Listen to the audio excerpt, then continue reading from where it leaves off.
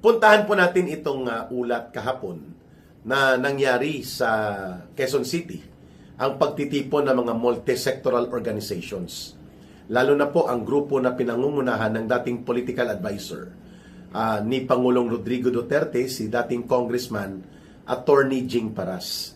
Kasama po ako sa naimbitahan na mula naman po sa grupo ng Bangon Sambayanan, si Ka Eric naman po. And of course, ang ating mga kasama mula sa iba't ibang sektor. Nandun din po ang ilang mga abogado sa pangunguna ni Attorney Manny Luna.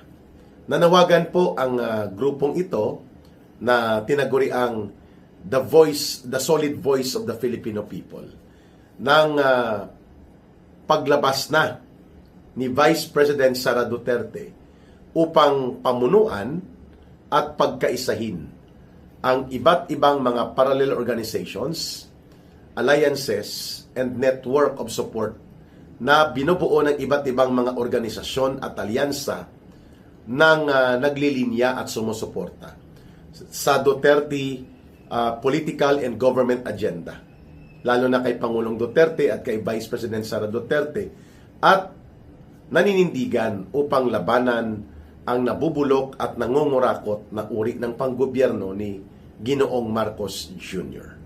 Dahil nga po sa matagal na halos magdadalawang taon na itong mga pagkilos nila ng iba't ibang organisasyon ay hindi po nagkakaroon ng unified action o iisang direksyon ng mga pagkilos at koordinado dahil kulang po ng isang leader na mag-unify at maninindigan upang dalhin ang democratic opposition ng taong bayan. At yan ay walang iba na nakikita. May constitutional mandate bilang Vice Presidente, inihalal ng 32 million na mga Pilipino, at kinikilala pa rin po na siya ang pinagkakatiwalaan at mayroon pong kakayanan na mamuno ng ating bansa. So, ipinanawagan na po kahapon ang lantaran at hayag na paninindigan ni Vice President Sara Duterte para pangunahan, pamunuan ang lumalawak at lumalakas na democratic opposition movement of the Filipino people laban po sa katiwalian, korupsyon, pandarambong at kaabusuhan na nagaganap sa ilalim ng gobyerno ni Marcos Jr.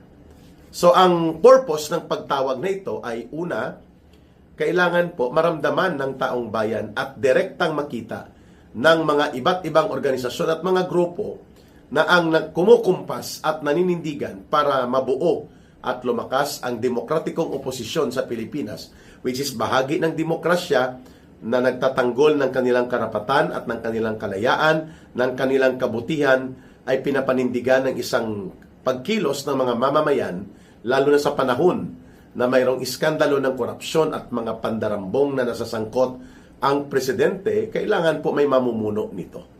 And that is the reason kung bakit hindi pwede na parang on the sideline lang o parang shadow lang si Vice President Sara Duterte ayon sa pagpapaliwanag ng grupong ito. If the Vice President has already declared na willing na siyang maging Pangulo at handa siyang tumakbo sa 2028, why can't she declare the same na handa siyang pamunuan ang kilusang oposisyon sa Pilipinas para magkaroon ng singular leader that will lead into the direction of bringing the good governance agenda, of bringing the voice and advocacy ng mga mamamayang Pilipino, ng iba't ibang grupo at organisasyon, alyansa at mga support groups na pagkaisahin sila upang isulong ang tinatawag niyang tapang at malasakit na good government project or good government agenda. Yun po ang mahalaga, mga kababayan. Pangalawa, ipinanawagan na rin po ng mga iba't ibang sectoral leaders na ito. Yun nga, no, doon kahapon sa Quezon City, na dapat maririnig ng taong bayan ang kanyang pakikipagkaisa, ang kanyang guidance, at ang kanyang direksyon at mga dapat gawin ng ating mamamayan dahil po isa-isa nang tinitira ang mga known personalities and leaders associated sa democratic opposition movement na ito na nagtatanggol ng karapatan ng mga mamamayan. So if Vice President Sara Duterte is the most trusted and confidence level ay mataas ng taong bayan sa kanya, hindi siya dapat mag-alangan at magpatumpik-tumpik. Ayon sa panawagan na ito, siya dapat ang namumuno ng kilusan ng mga taong bayan na ito, ng iba't ibang mga grupo at organisasyon na naglalayong isulong ang political agenda of good government na binuo ng kanyang ama at siya namang dinudurog at tinatapakan, niyoyorakan ni Bongbong Marcos Jr. Iba pa rin po kung press release lang at mga iilang statements lang ang ginagawa ni Vice President Sara Duterte, but she remains detached mula dito sa mga grupo at organisasyon na bumubuo ng Democratic Opposition Movement of the Filipino people against the abuses and corruption and plunder of Marcos Jr. Hindi pwede po nasa sideline lang siya. Yun ang panawagan ng mga grupo at sectoral leaders kahapon. And third, ipinapanawagan po that there is only one constitutional alternative for a transition of power to reform the government and para habulin po ang mga may pananagutan at nasasangkot sa flood control anomaly na ito at iskandalo ng pangungulimbat at pangungurakot na napakalubha at napakalalim. Walang ibang mayroon constitutional mandate na gawin po ang mga hakbang ng pamumuno sa malayang pagtitipon ng mamamayan, malakas at malayang pagpapahayag sa mapayapang pamamaraan ng sentimiento at reklamo ng mamamayan, ang may mandato ng constitutional duty to be a standby president and to be in line in the succession as according to the Constitution, si Sara Duterte po ang may mandato na ganyan. Kaya naman po, naintindihan natin itong call for Vice President Sara Duterte to lead the opposition, unite the people, and be the real leader sa pagbangon ng ating bansa at pagbawi ng tamang pamamahala nang hindi na po ito inaabuso ang kapangyarihan sa gobyerno ng mga magnanakaw, kurakot at bulok na mga politiko sa Kongreso, sa burokrasya, lalo na po sa Office of the President.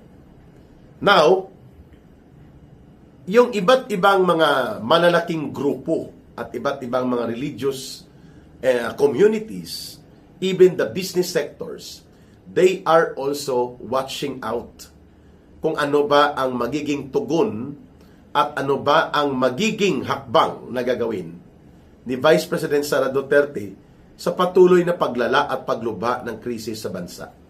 Halimbawa, itong pananabutahe openly ni Marcos Jr. at kanyang asawa na si Lisa Araneta upang guluhin ang Senado, idiskarel ang Senate Blue Ribbon Committee upang mapagtakpan at mapagtabon-tabunan ang kanyang pagkakasangkot bilang mastermind at ng pinsan niya sa malubhang iskandalo ng korupsyon at pandarambong at upang durugin ang Vice President sa impeachment operations nila sa Kongreso at lalo na ngayon sa Senado na upang makontrol ang narrative at operational process kung papaano ipapahiya at wasakin ang pagkatao ng Vice President upang matanggal siya.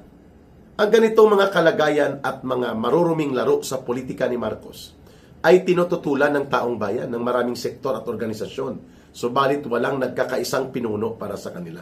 And that is the reason na ipinanawagan po ang direktang partisipasyon at pamumuno ni Vice President Sara Duterte.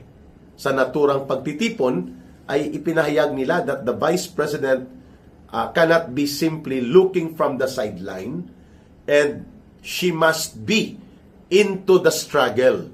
Dapat nandun siya sa pakikibaka ng mamamayan. Dahil siya ang pinagkakatiwalaan ng maraming milyong-milyong Pilipino, siya din po ang kinikilala hanggang ngayon as the most trusted with highest approval for trust and confidence rating. Bagamat unti-unti pong may mga nababawas ng ilang porsyento sa kanyang approval, mataas pa rin po siya habang nalulugmok at dumadaos-dos pababa sa pagkabaon sa negative ratings, ang trust and approval rating ni Marcos Jr. at ng kanyang gobyerno. So bakit nag-aalangan daw si Vice President Sara Duterte? Yan din po ay napag-usapan doon sa panawagan na ito. Una, posible na siya ay natatakot na maaresto, kasuhan, o kaya siya ay iharas, ibuli at i-intimidate ang kanyang pamilya, pati siya sa kanyang seguridad. Well, that is a real threat and possibilities of actions na pwedeng gawin nga ni Marcos Jr. yan. Pero wala po siyang choice. Either magbait-baitan daw siya o kaya ay dumistansya ng konti at hindi lalong nakalubog at nangunguna sa Democratic Opposition Movement. Nothing will change on the way the Marcos government and his minions will treat Sara Duterte. Kay hindi siya sumama direkta at mamuno ng demokratikong kilusang oposisyon na ito at mananatili siyang parang nakadistansya lang o hindi masyadong hard at direct to the point ang kanyang pagbira sa kasalukuyang administrasyon, nothing will change on the way she will be treated by Marcos Jr.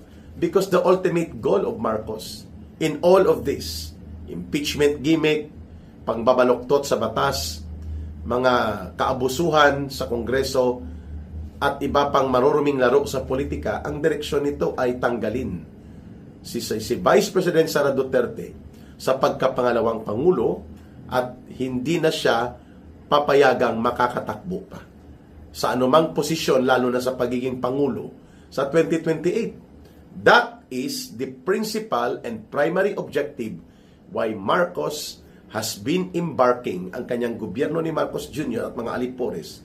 They were embarking and they are still embarking in using all dirty political demolition attack against the Vice President. So bakit pa siya mag-aalangan? Ginawa ng lahat sa kanya, pinadukot ang tatay niya. Isa sa pinakamahal at nirespeto at niyakap ng mamamayang Pilipino sa modernong kasaysayan natin na maraming ginawa para sa pag-aayos ng ating bayan, lalo na po sa law and order, si Pangulong Duterte, na tatay niya, pinatapon. Pinadukot, pinatapon, pinakulong ng illegal ni Bongbong Marcos Jr.